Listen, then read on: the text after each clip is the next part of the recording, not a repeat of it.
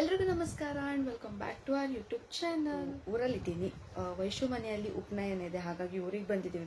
ನಾನು ಬಂದಿದ್ದೀನಿ, ಅವಳು ಇಬ್ರು ಒಟ್ಟಿಗೆ ಬಂದಿದ್ವಿ. ಆ್ಯಂಡ್ ಇವಾಗ ರೆಡಿ ಆಗಿದ್ದೀನಿ, ಉಪನಯನಕ್ಕೆ ಹೋಗಬೇಕು. ಅಲ್ಲಿ ಯಾವ ಥರ ಎಲ್ಲ ಇರುತ್ತೆ ಅಂತ ಕ್ಯಾಪ್ಚರ್ ಮಾಡ್ತೀನಿ. ಆ್ಯಂಡ್ ನಿನ್ನೆ ಅವ್ರ ಮನೇಲಿ ಹಳದಿ ಶಾಸ್ತ್ರ ಇತ್ತು, ಸೊ ಅದು ಸ್ವಲ್ಪ ವಿಡಿಯೋಸ್ ಎಲ್ಲ ಕ್ಯಾಪ್ಚರ್ ಮಾಡಿದ್ದೀನಿ. ಸೊ ಈ ವಿಡಿಯೋದಲ್ಲಿ ಹಾಕಿರ್ತೀನಿ, ನೋಡಿ ಸ್ಕಿಪ್ ಮಾಡದೆ ವಿಡಿಯೋನ ಪೂರ್ತಿ.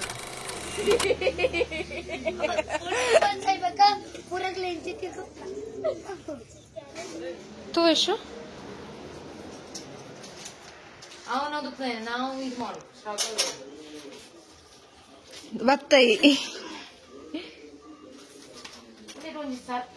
ಆಯ್ತು ಬದ್ ನಿಗ್ಲು ಒಂದೇ ಟರ್ಮಕೋಲ್ ಮಲ್ಪಡಿತ್ತಾನೆ ಫಸ್ಟಿಗೆ ಪ್ಲಾನ್ ಮಲ್ತ ನೋಡಿತ್ತಾನೆ. ವೈಶು ಮನೆಯಲ್ಲಿ ಅವಳ ಕಸಿನ್ ನ ಬ್ರಹ್ಮೋಪದೇಶ ಇತ್ತು, ಅಂದ್ರೆ ಉಪನಯನ ಇತ್ತು. ಹಾಗಾಗಿ ಅದರ ಹಿಂದಿನ ದಿನ ಅರ್ಶಿನ ಶಾಸ್ತ್ರನ ಅರೇಂಜ್ ಮಾಡಿದ್ರು. ಅದಕ್ಕೋಸ್ಕರ ನಾವೆಲ್ಲರೂ ಸೇರಿದ್ರ ಪ್ರಿಪರೇಷನ್ ನ ಮಾಡ್ತಿದ್ದೀವಿ. ಅದ್ರ ಜೊತೆಗೆ ಸ್ವಲ್ಪ ಮಾತಾಡ್ಕೊಂಡು ಆಟ ಆಡ್ಕೊಂಡು ಹಳದಿ ಬೋರ್ಡ್ ನ ಪ್ರಿಪೇರ್ ಮಾಡ್ಕೊಳ್ತಿದ್ವಿ.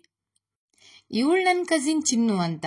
ನಾವೆಲ್ಲರೂ ಹಳದಿ ಬೋರ್ಡಿಗೋಸ್ಕರ ಒದ್ದಾಡ್ತಿದ್ರೆ ಇವಳು ತಂದೆ ಒಂದು ಇರ್ಲಿ ಅಂತ ಹಳದಿ ಪಾರ್ಕಿಂಗ್ ಬೋರ್ಡ್ ಮಾಡ್ತಿದ್ಲು. ಇವಳು ಕೊನೆಗೂ ಪ್ರೂವ್ ಮಾಡ್ಬಿಟ್ಲು, ಹಳದಿ ಬೋರ್ಡ್ ಮಾಡೋದ್ರಲ್ಲ ಇರೋ ಬರೋ ಕಲರ್ನೆಲ್ಲ ವೇಸ್ಟ್ ಮಾಡಿ ತಾನೂ ವೇಸ್ಟ್, ತಾನ್ ಮಾಡೋ ಕೆಲ್ಸನೂ ವೇಸ್ಟ್ ಅಂತ. ಇನ್ನು ವೈಶು ಅಮ್ಮ ಅಂತೂ ನಮ್ಗೆ ಹಳದಿ ಬೋರ್ಡ್ ಮಾಡ್ಲಿಕ್ಕೆ ತುಂಬಾನೇ ಹೆಲ್ಪ್ ಮಾಡಿದ್ರು. ಅವ್ರ ಪ್ಲಾನ್ ಪ್ರಕಾರನೇ ಎಲ್ಲ ಎಕ್ಸಿಕ್ಯೂಟ್ ಕೂಡ ಆಯ್ತು. ಇನ್ನು ಕ್ರಾಫ್ಟ್ ಮಾಡ್ಬೇಕಾದ್ರೆ ಬೋರ್ ಆಗ್ತಿತ್ತು ಅಂತ ನಮ್ಮ ಪರಂಪರೆಯ ಆಟ ಸರಿಗಮಪವನ್ನ ಆಟ ಆಡ್ಕೊಂಡು ನಾವೆಲ್ಲರೂ ಹಳದಿ ಶಾಸ್ತ್ರಕ್ಕಂತೂ ಪ್ರಿಪೇರ್ ಆದ್ವಿ.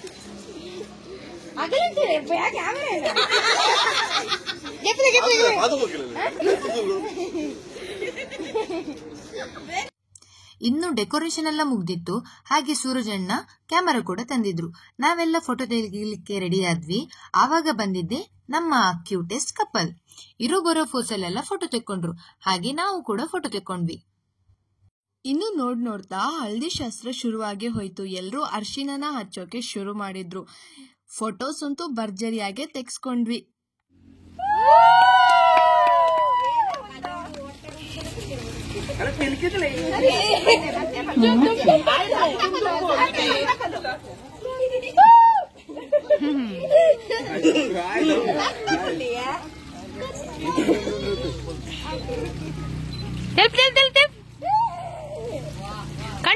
ಕಣ್ಣು ಹಚ್ಚಲಿ ಹಾ.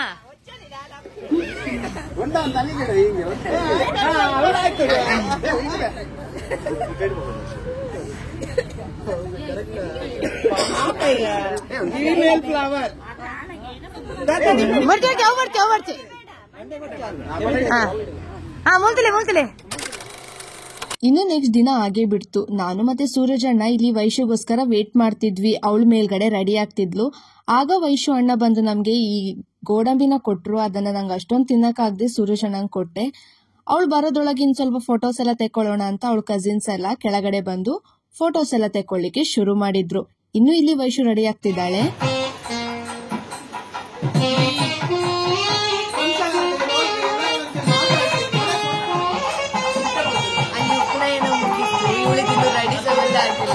ನಾ ಎಲ್ಲರಿಗೆ ರೆಡಿ ಮಾಡಿ, ಎಲ್ಲರಿಗಂದ್ರೆ ಸ್ವಲ್ಪ ಸ್ವಲ್ಪ ರೆಡಿ ಮಾಡಿ ನನ್ ಲೇಟ್ ಆಯ್ತು.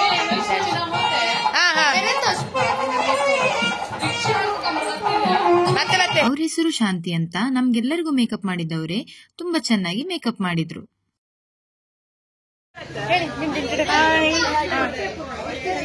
ನಾವು ಈಗ ಉಪನಯನಕ್ಕೆ ಬಂದದ್ದು.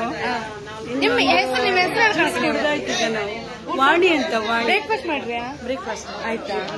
ಇಡ್ಲಿ ತಿಂದು ಅಮ್ಮನಿಗೆಲ್ಲ ನೀವು ಇಂಟ್ರೊಡಕ್ಷನ್ ಮಾಡಿ ಸ್ವಲ್ಪ. ಅವ್ರ ಆಚೆ ಹೊಡಿಯೋರು. ಹಾಯ್, ಬ್ರೇಕ್ಫಾಸ್ಟ್ ಆಯ್ತು. ಎಂತ ಅನ್ಸ್ತಿತ್ತು ಹೇಳಿ, ಮಾತಾಡಿ. ನಮ್ಮ ಅಜ್ಜಿ ಇಲ್ಲಿದ್ರಲ್ಲ, ಅಜ್ಜಿ ಎಂತ ಜೀವನ ಎಂತ ಫಂಕ್ಷನ್? ನನ್ನ ಮಗನ ಉಪನಯನ. ಮೊಮ್ಮಗಂದ? ಗೊತ್ತಿಲ್ಲ, ನಮ್ಗೆ ಗೊತ್ತಿರಲ್ಲ. ಬ್ರೇಕ್ಫಾಸ್ಟ್ ಆಯ್ತಾ? ಮಾತಾಡಿಸಲ್ಲ. ಇನ್ನು ಎಲ್ಲ ಕೂತ್ಕೊಂಡವರಿಗೆಲ್ಲ ಊಟಕ್ಕೆ ಮಾಡುದು. ಅವ್ರವ್ರ ಮನೆಗೆ ಹೋಗ್ತಾರೆ.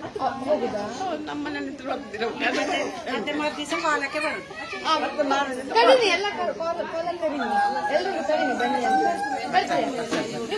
ಅಲ್ಲಿ ನಾಳೆ ಅಲ್ಲಿ ಹೋಗಿ ತಪ್ಪಲಿಕ್ಕೆ ಮಾಡುದು.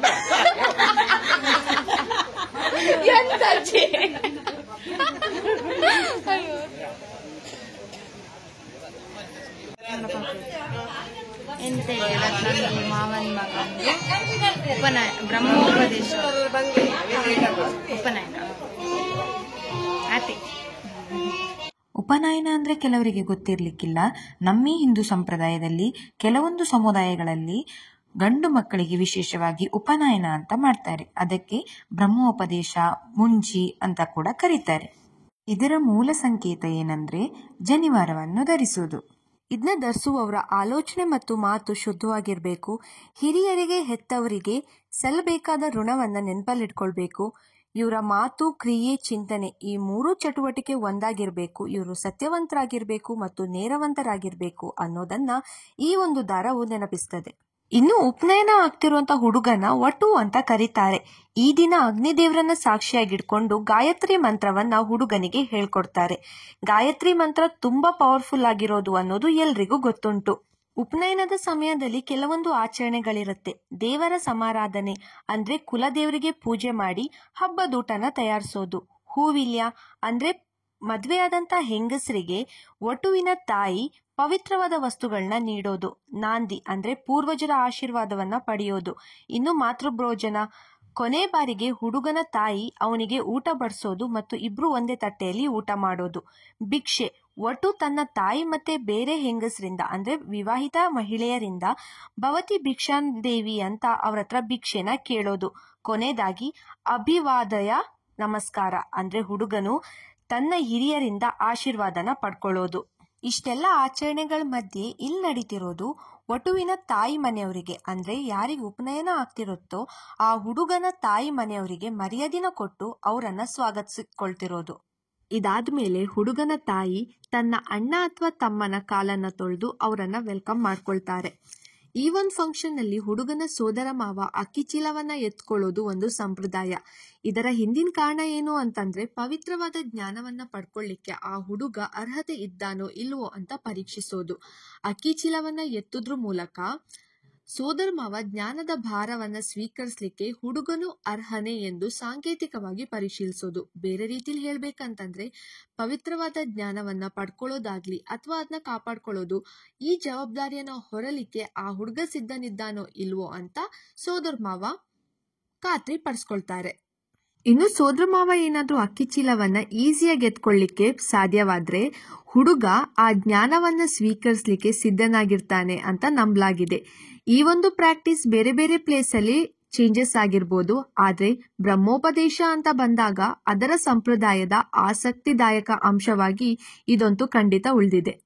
ಈ ರೀತಿಯಾಗಿ ಅವನ್ನ ಎತ್ಕೊಂಡು ಸ್ಟೇಜ್ ಹತ್ರ ಹೋಗ್ತಾರೆ. ಅದಾದ್ಮೇಲೆ ವಿಶಸ್, ಫೋಟೋಶೂಟ್ಸ್ ಅಂತ ಸ್ವಲ್ಪ ಟೈಮ್ ಹೋಗ್ಬಿಡತ್ತೆ. ಹಾಗೆ ನಮ್ಮ ವೈಷ್ಣವಿ ಅವಳ ಕಸಿನ್ಸ್ ಆಮೇಲೆ ಕೆಲವರೆಲ್ಲ ಸೇರಿ ಸಾಂಗ್ ಎಲ್ಲ ಹಾಡ್ಲಿಕ್ಕಂತೂ ಶುರು ಮಾಡಿದ್ರು. ಅದಾದ್ಮೇಲೆ ನಾವು ಹೊಟ್ಟೆ ತುಂಬಾ ಊಟನ ಮಾಡ್ಕೊಂಡು ಮನೆಗೆ ಹೊರಟ್ವಿ. ಇದಾಗಿತ್ತು ಇವತ್ತಿನ ಒಂದು ಪುಟ್ಟ ವ್ಲಾಗ್. ಈ ವಿಡಿಯೋ ಏನಾದ್ರೂ ನಿಮ್ಗೆ ಇಷ್ಟ ಆಗಿದ್ರೆ hit like, share and subscribe. Thank you for watching. Bye. Have a great day.